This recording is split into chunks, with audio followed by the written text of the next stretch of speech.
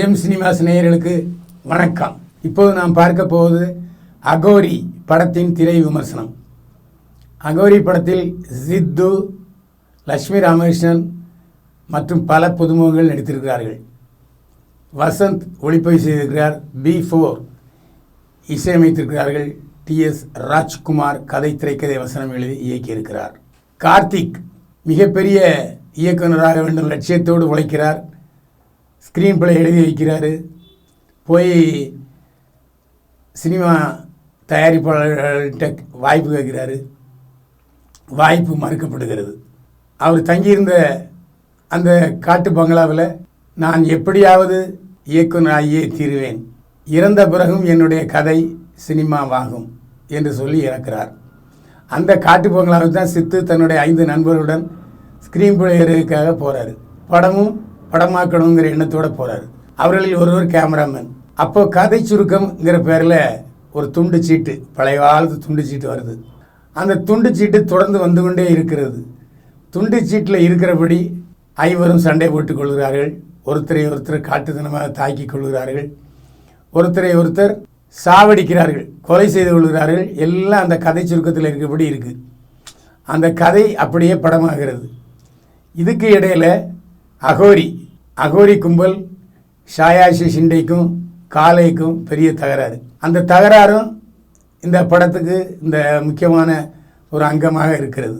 அதாவது காலேயும் ஷாயாஷி ஷிண்டையும் போடுகிற சண்டை மிக அருமையாக இருக்கிறது.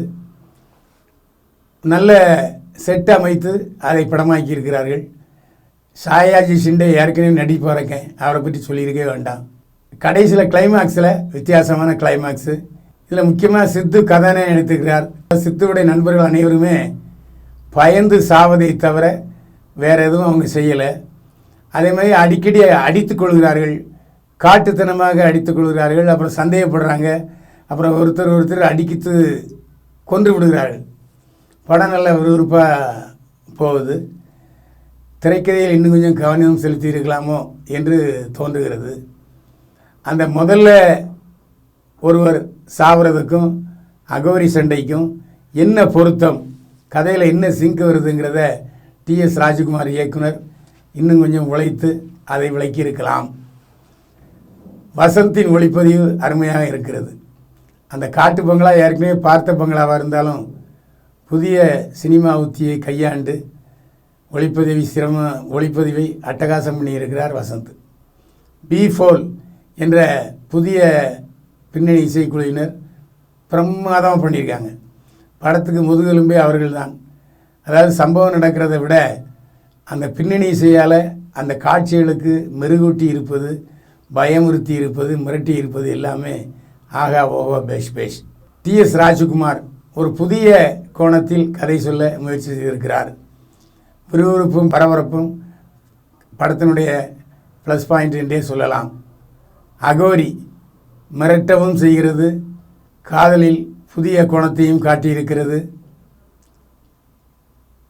நிச்சயமாக தியேட்டரில் போய் பார்க்கக்கூடிய தரமான படம் அகோரி. 100க்கு 43 மதிப்பெண்கள் அகோரி படம் பெறுகிறது.